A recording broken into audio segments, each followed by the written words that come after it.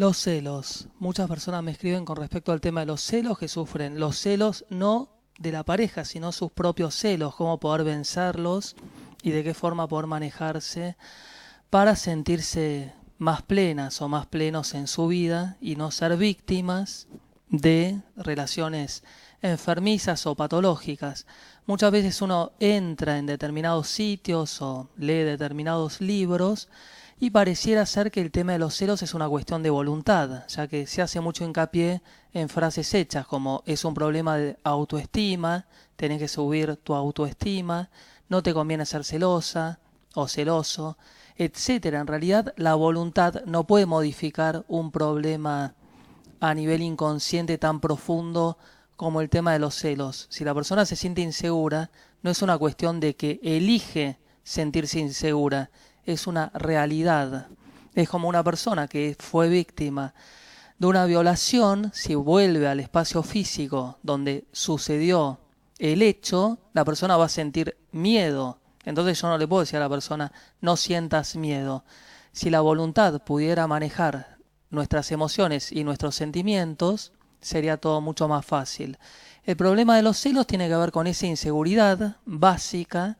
La persona cuando era pequeña o cuando era niña tuvo una pérdida que le genera un conflicto cuando aparece el amor. El amor es el disparador de ese conflicto porque vuelve a través de la memoria emocional a vivir una regresión y se encuentra en ese mismo punto y siente miedo o temor o pánico de que vuelva a repetirse esa vivencia tan traumática, y como la persona se siente muy acelerada, no puede manejar ese torbellino emocional, finalmente es víctima de ser una persona absorbente o posesiva o celosa y es dejada. Entonces sobre llovido mojado la persona se siente más insegura y el patrón de conducta se va repitiendo y reiterando una y otra vez. Entonces la persona siente esa inseguridad que se va profundizando cada vez más.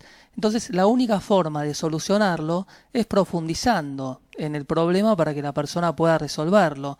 Recuerdo una persona que conocí que le tenía temor a la oscuridad, miedo, pánico, no podía estar con la luz apagada ni un minuto. Yo le dije, tenés que apagar todos los días por lo menos un minuto la luz y estar enfrentándote a ese temor. Entonces a través de esa regresión continua de enfrentarse con ese miedo, aflorarán los fantasmas del pasado. La cura siempre es de adentro hacia afuera, no de afuera hacia adentro. No es el pensamiento reiterativo como si fuéramos robot pensando soy seguro de mí mismo, porque no es así como funciona la realidad. La voluntad siempre es positiva porque uno genera a través del pensamiento positivo el deseo de querer modificar ciertas situaciones, pero esa es solamente una parte, después hay que profundizar. Entonces la persona enfrentándose a la oscuridad va a poder enfrentarse con esas tinieblas del pasado. Entonces los sueños empezarán a surgir y de alguna forma la persona va a dilucidar las razones del por qué siente temor. En un comienzo van a surgir con muchísima fuerza todas esas pesadillas, pero con el tiempo van a ir disminuyendo. Entonces la cura va a empezar a aflorar dentro de la persona que va finalmente a resurgir.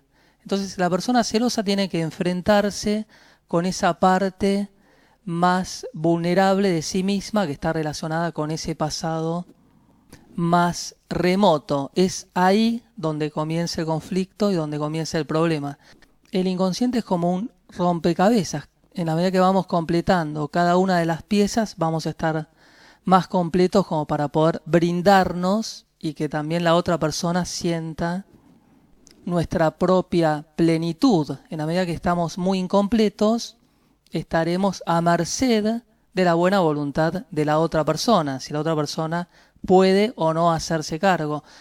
Se va a poder hacer cargo hasta determinado punto. Uno, cuando sale con una persona, la otra persona no es un psicólogo, ni una psicóloga, ni un profesional, ni un médico. Así que el trabajo interno es propio de cada uno.